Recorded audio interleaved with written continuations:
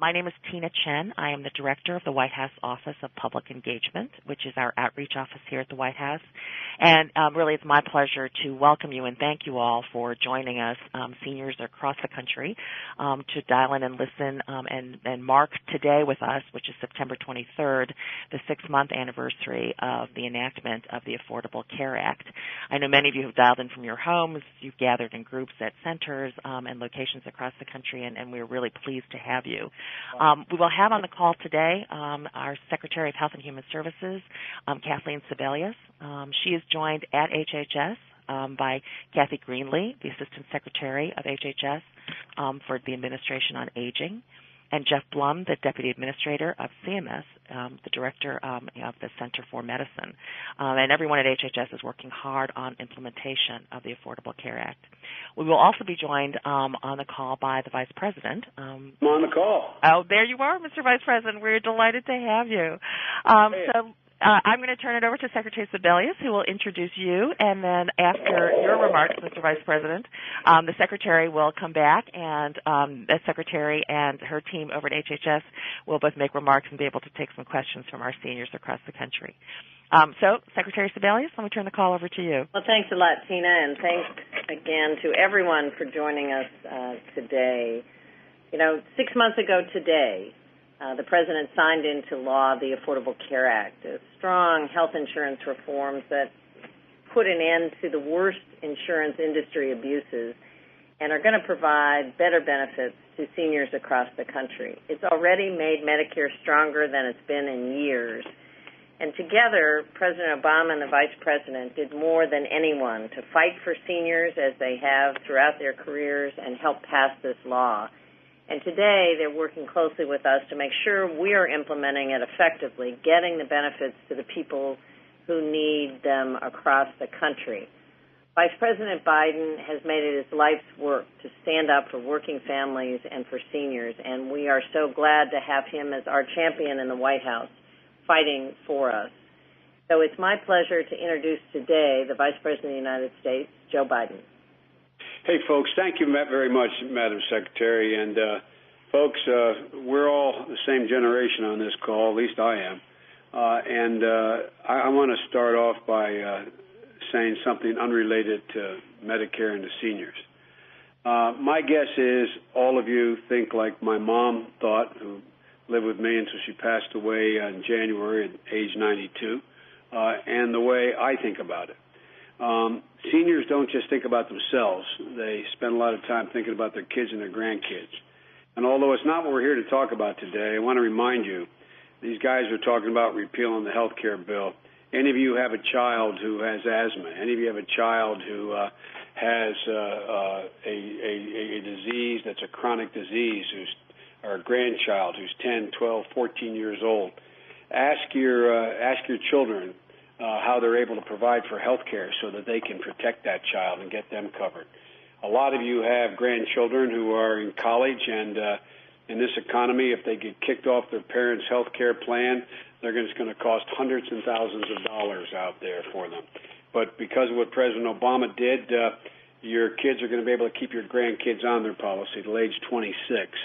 So there's a lot of good things out there that I know you care a great deal about. But the thing I want to talk to you about, and I have a bad habit of speaking plainly and just speaking straightforwardly, and so I'm just going to be completely honest with you here, folks, in my own way.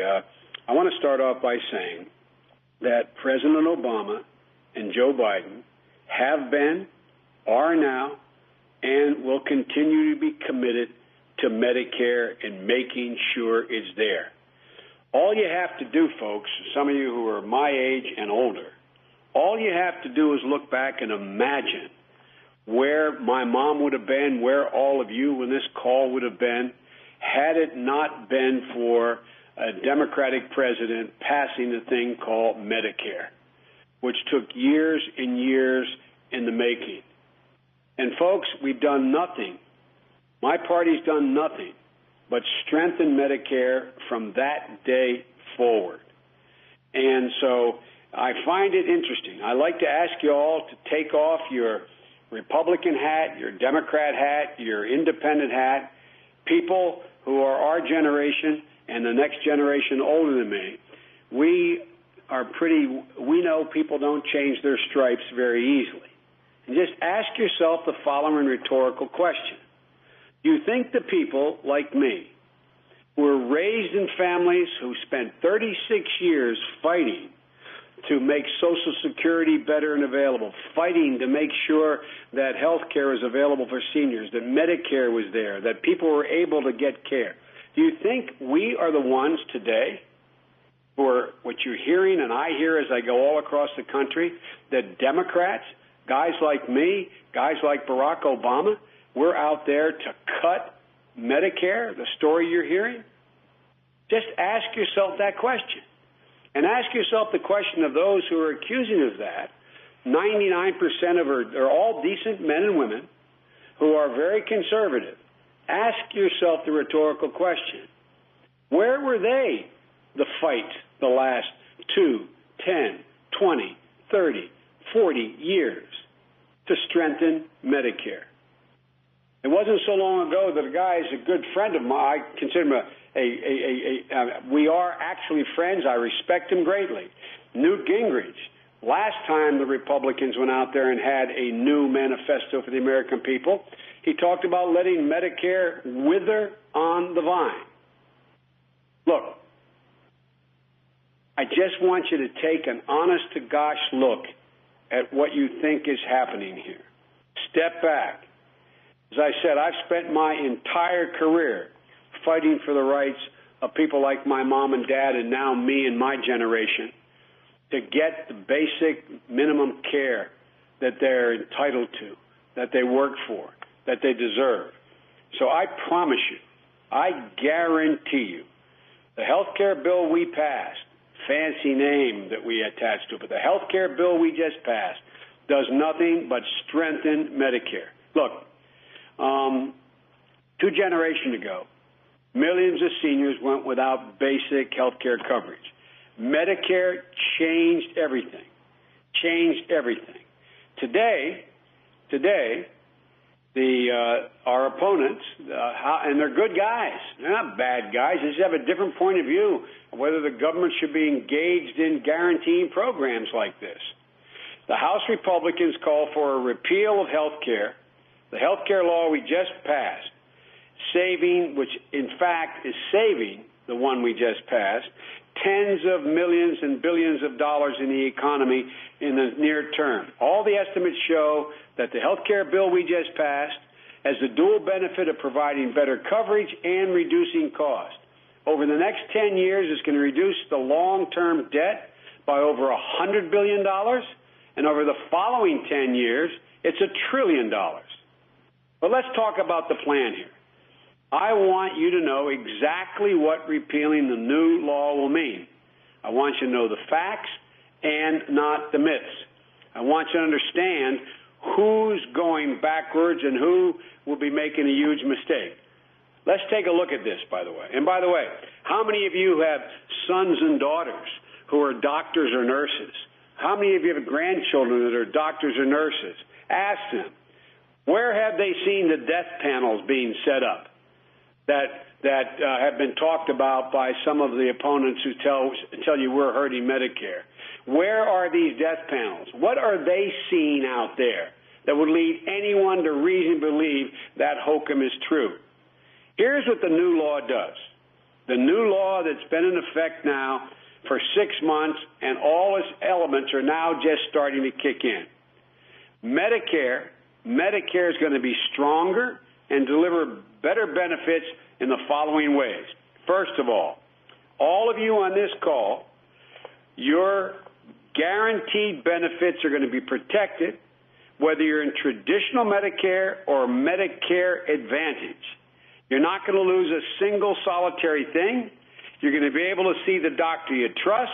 You're going to be able to see the care, receive the care you need, and the medications you need, period. But you're going to get new benefits. Next year, you're going to be able to get, in 2011, free preventive care services like colonoscopies and mammograms. That will be covered, no copay. You're going to be able to do what every doctor, your sons and daughters or doctor will tell you. Every one of you should be getting an annual physical, preventive care. You're going to be able to do that now. It will be free. You will not have to pay for it. It will be covered by Medicare.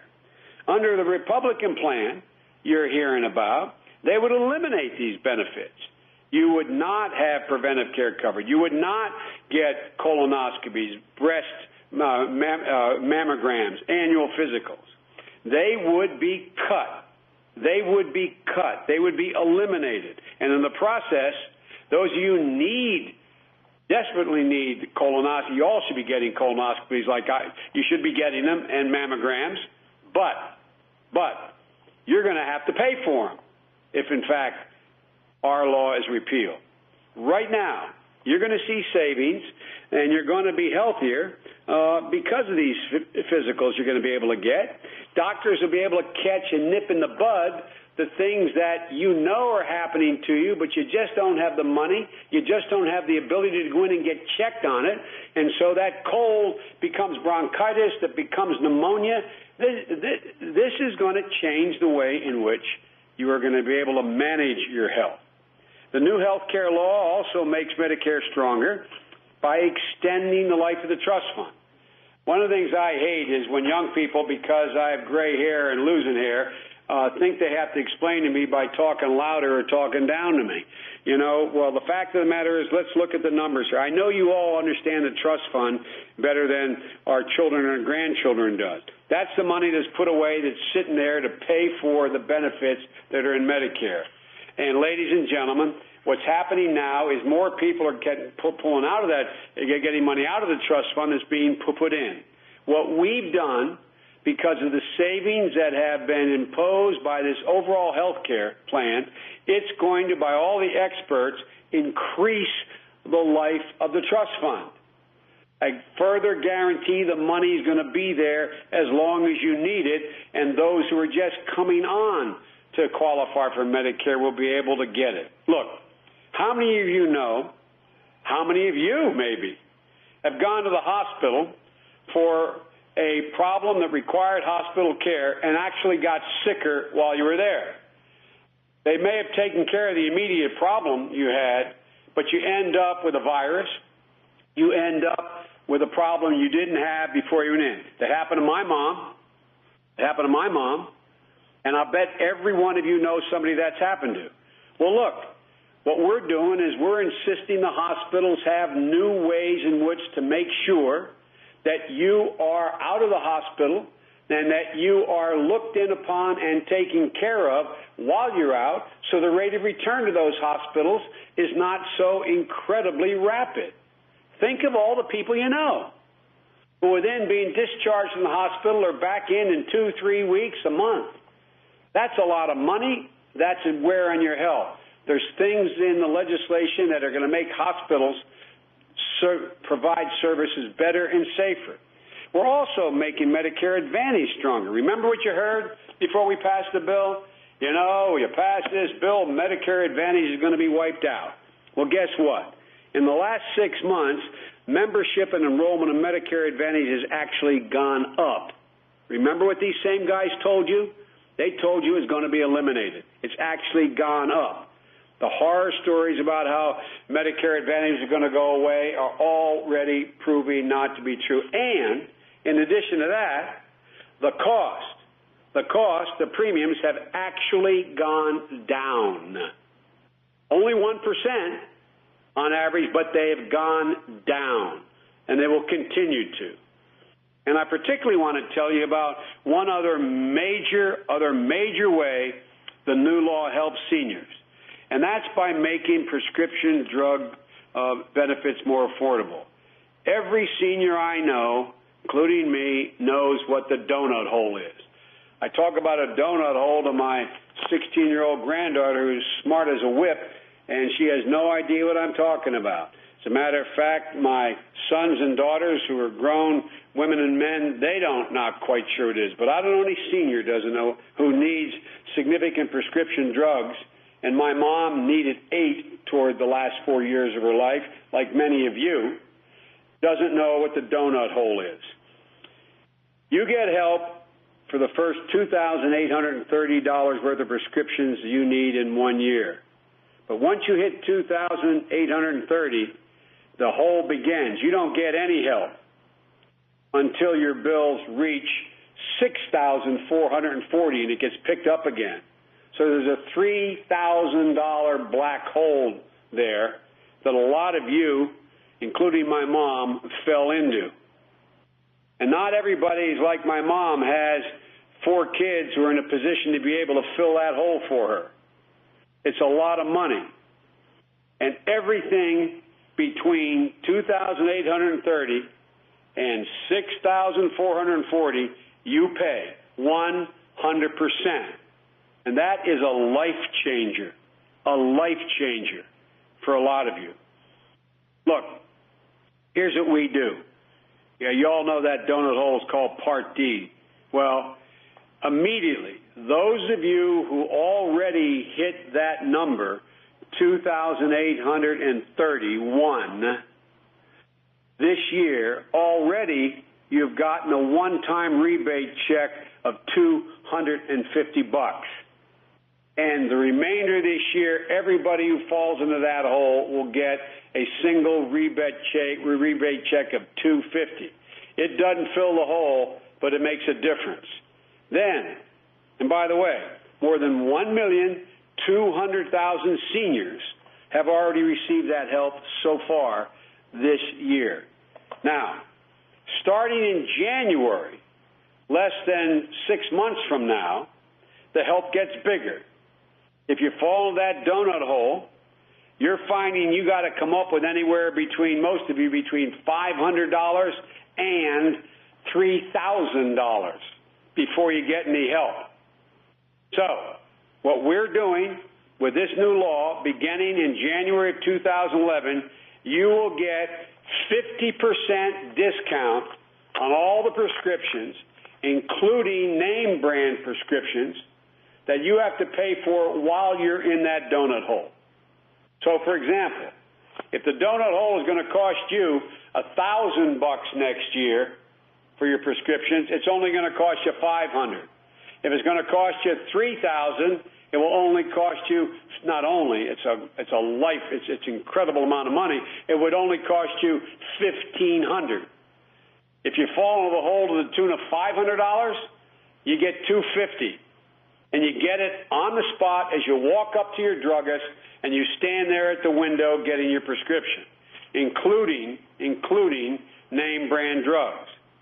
And by the way, every year from then on, under the law we just passed, you are going to see that hole filled until it is completely eliminated. And all prescription drugs, from the first dollar to the last dollar, are covered. So, folks, look, let's get something straight here. The Republicans are saying, who are ranting against this law, and they just announced today they want to repeal it. They're saying they're going to protect you. Their protection so far is going to take away the $250 check for the donut hole this year, if you haven't gotten it yet, the 50% savings you're going to get next year, and filling in that hole the following years. Look, I'm sure a lot of you in this call know somebody like a fellow Delawarean of mine, a woman named Helen Gunter. We have her permission to use her name. Some of you may be just like Helen. Helen, like my mom, Helen was widowed, is a widower, and she's going to live, God willing, a long life. But she also has breast cancer. She's a breast cancer patient. She's gotten good care so far, but she has to continue the rest of her life to take expensive brand name medication to treat that god-awful disease. Well, she's already entered the donut hole this year, and it's not even, we're 9 months into the year. She's already entered that donut hole, and the costs are going to continue to rise, but she's gotten a $250 check. Next year, when she hits that donut hole about midway through the year, 50% of all her prescription drugs that she needs to treat her as a widower living on an income that is hard to make it. She's going to get 50% of every prescription she has to take out at a drugstore back home. She's going to get it reduced by that amount before she picks it up. So look, what are we doing here? What are these guys going to do here? The average saving of you is already on the way to help fill this hole. The average saving is more than $500 a person will be beginning in the year January 2011. And I might add, it's going to save seniors to the tune of $2 billion. $2 billion of what is a donut hole that is killing people. Now let's take a look at what this means in real terms. When I go home and my mom was smarter than me, I was lucky. I was raised by a woman who was smart as could be, had a backbone like a ramrod, and just knew what she was about.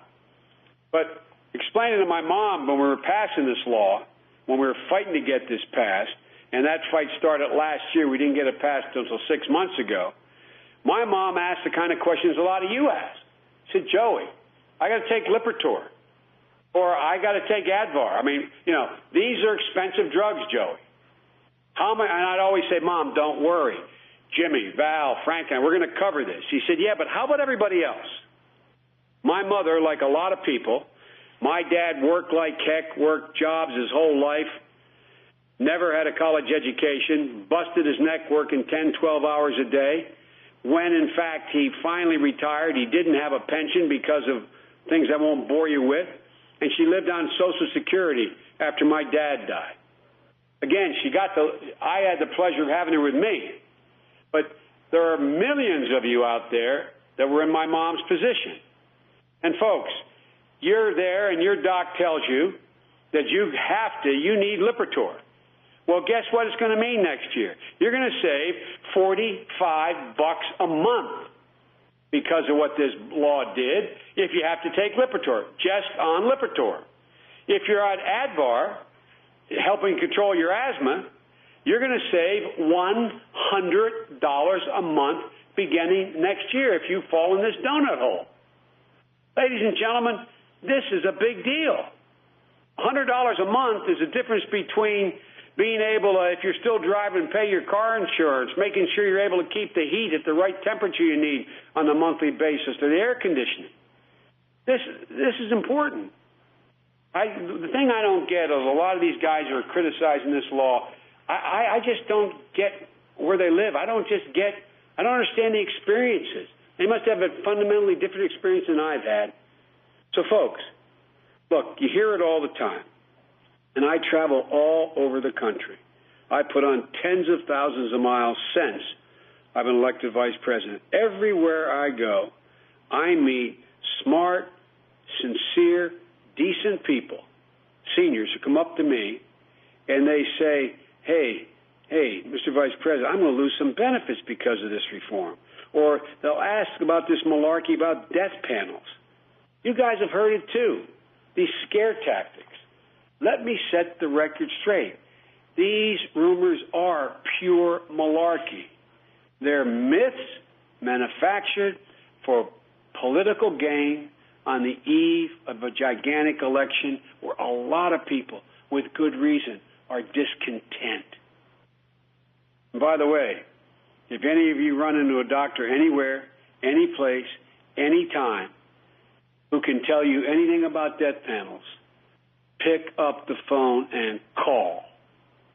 Pick up the phone and call.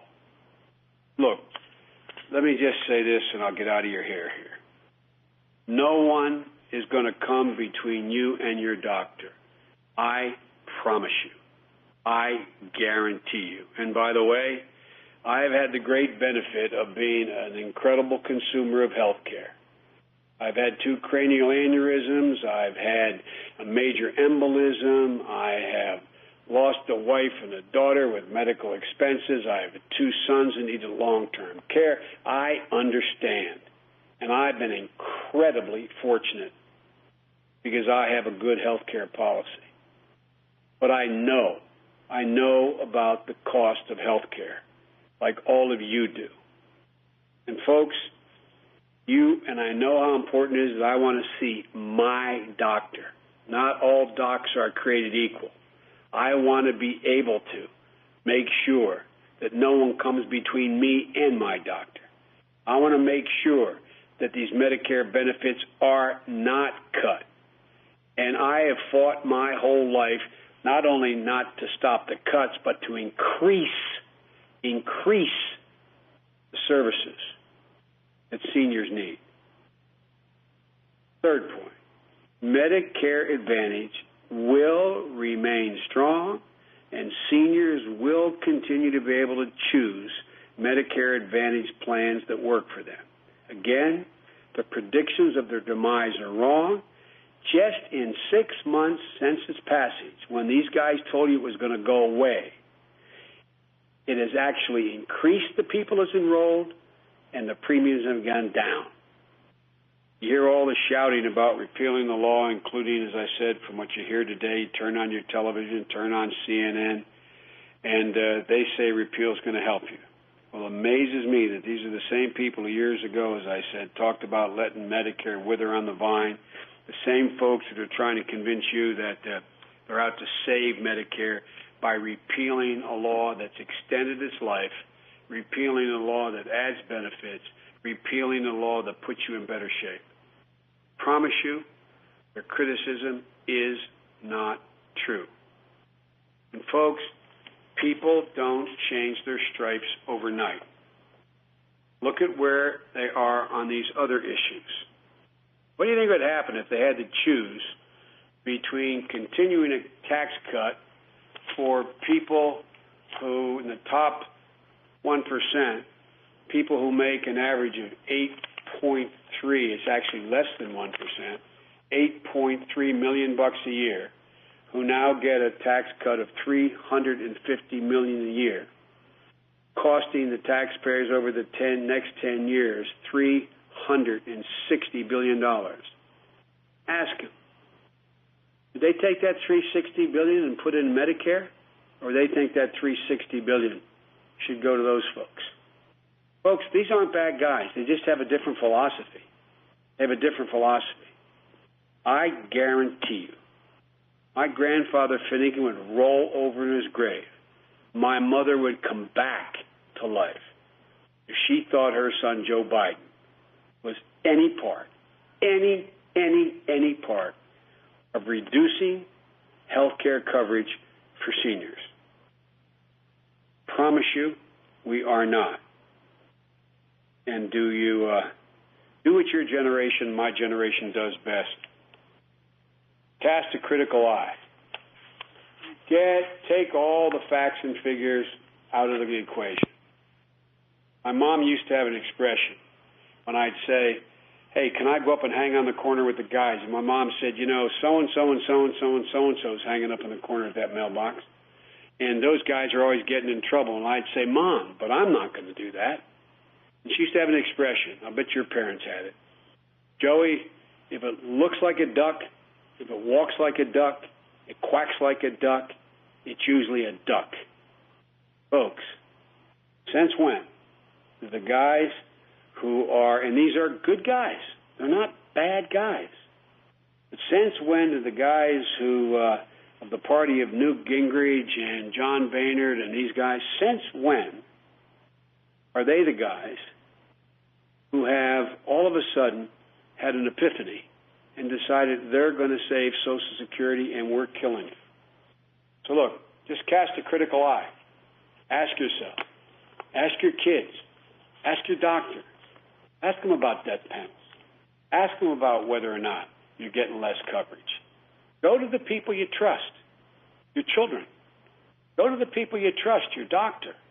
Go to the people you trust, the nurse who comes and gives you that weekly shot. Ask them. But folks, we are not going to let them repeal this health care bill. We're not going to let them take away your benefits. And I hope, and by the way, Kathleen can give you detail, and my office can give you, I didn't go into the big numbers and the detail, But what I told you is true. And please, if you believe me, go out there and tell other seniors. Tell them the truth. Tell them what's happened. Those of you who go to a senior center, those of you who show up and recreate with other people, ask them. Ask them whether or not they've seen anything cut yet. Ask them whether or not the same guys who are telling you they're going to help you were the ones that helped you 10 years ago and 20 years ago and 25 years ago. I know a lot of these are new guys. They call themselves young guns. But ask them whether the philosophy they've signed on to is part of that tradition. Folks, this ain't your father's Republican Party. This is a different deal. But I promise you, it is the Democratic Party that's fought like the devil. You may disagree with us on a lot of things. You may disagree with the president and I have done on foreign policy. You may disagree with us on trade. You may disagree with us on a lot of things. But I tell you, if you care about Medicare, we're the place you should be. So thank you all so very much. I apologize for being so straightforward and colloquial about it, but I really feel strongly about this. Thank you. Kathleen, I guess it's your show, and I've got to go meet with the president. Well, thank you so much, Mr. Vice President. Great to have you join us. And I just want to remind folks of a little bit of a timetable.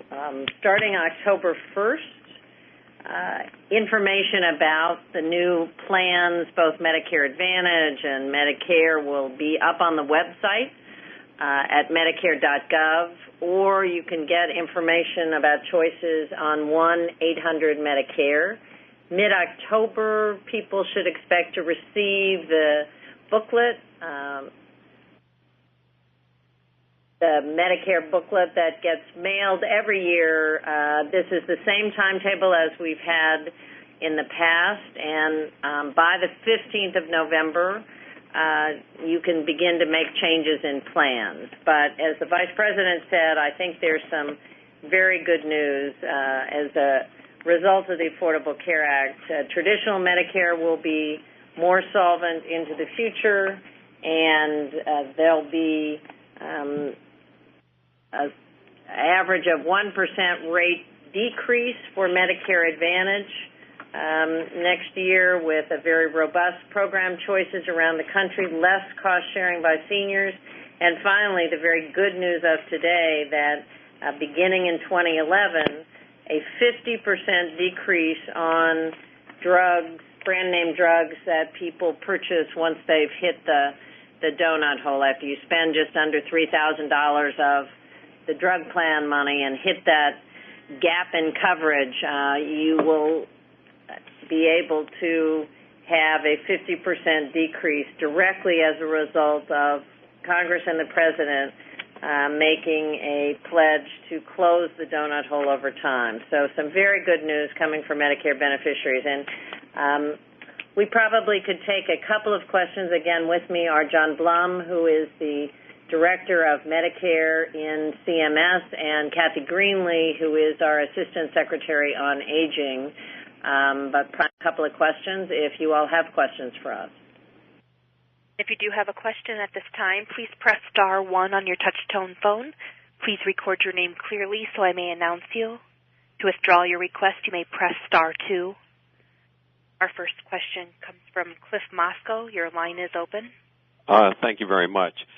My question is, the President spoke Vice President spoke quite a bit on Medicare. I retired last year. I am not eligible for Medicare, and luckily not for a while. What is this new plan doing, the new bill, to protect retirees that have excellent health coverage, to keep that excellent health coverage? Well, actually, that's a great question, because a lot of people are in the 55 to 64 age group as early retirees, and often have an enormously tough time in the private market trying to secure affordable coverage. So a couple of things go into place right away. One is we have an early retiree plan that so far about 2,000 companies, state governments, city governments, nonprofits have taken advantage of, which pays 80% of the cost of some of the higher cost claims in an early retiree plan. So claims that are over $15,000 and between $15,000 and $90,000, this plan will reimburse employers who keep that early retiree coverage in place. We're really trying to stabilize that market, and there's a $5 billion fund dedicated to paying those claims. In addition, for the first time, every state in the country has new pre-existing high-risk pools which have to offer coverage at market rates. And often early retirees may be in a situation where they are suffering from some pre-existing condition, have a health condition, which again makes it very difficult to get coverage in the marketplace. So that's in effect now around the country this year.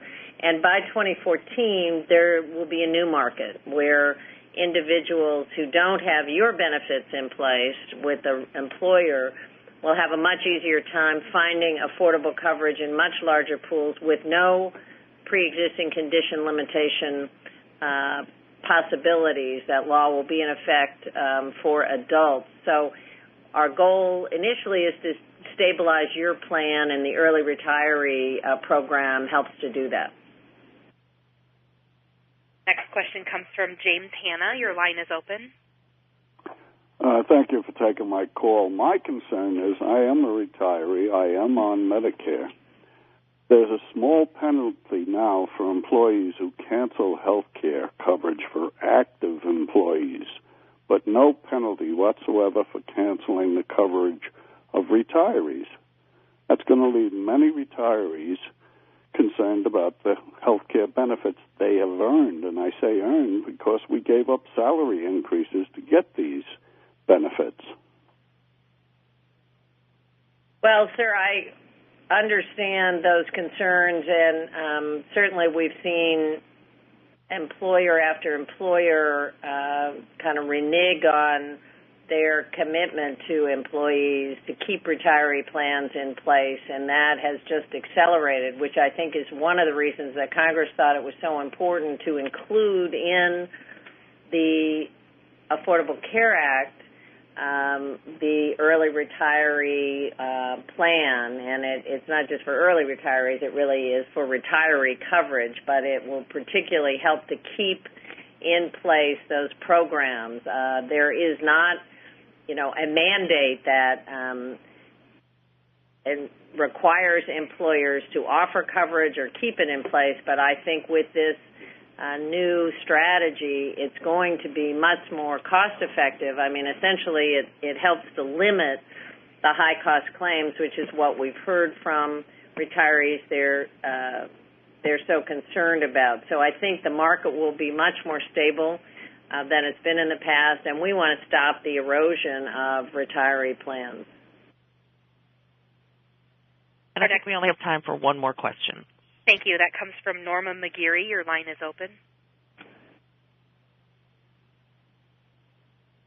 Norma McGeary, your line is open. You may ask your question.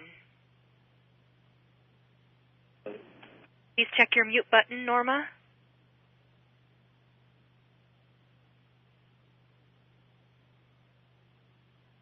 Operator, we may need to find another.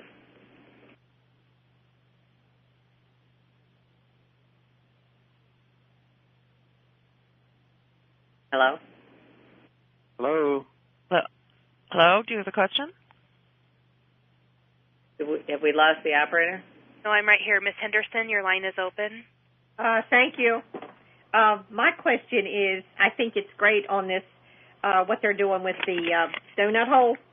And I am a retiree, but I'm working full-time to help my income. But even with working full-time, I still can't afford, even with the 50% discount, my medicine when I hit the donut hole, and I'm in the donut hole right now. Well, I think that over time, Congress has intended that the donut hole gap close altogether. So, as you know, if you're in the donut hole, this year started with a one-time $250 check, which clearly doesn't pay the cost of medications in the donut hole, but was sort of a down payment on the future. Starting next year, the gap will be reduced by half, and over time, the gap will disappear altogether. I think it was a basic design flaw in the plan when it was passed in the early 90s. Congress and the President felt as part of the passage of the Affordable Care Act, they had to get rid of it. And I'm going to ask John Blum to maybe amplify that a little bit. John is the head of our Medicare services, and he might talk a little bit to the drug issue. Sure. I think one point to add to the Secretary's comments are that the Medicare program has lots of tools to help Medicare beneficiaries find lower-cost drugs. And if you were to call our toll-free operators or go into our website, Medicare.gov, that there's lots of tools to help folks find lower-cost drugs, to find generics. So we have lots of help that can be provided to help beneficiaries understand and find the lowest-cost drugs for their conditions. Well, thank you. Thank you, Secretary Sebelius, and Kathy and John for being on the call. Thank you to all of you across the country who dialed in. I hope you will continue to go to healthcare.gov and our online resources to answer your questions. And we thank the Vice President for his participation. And with that, operator, that is the end of our call for today. Thank you.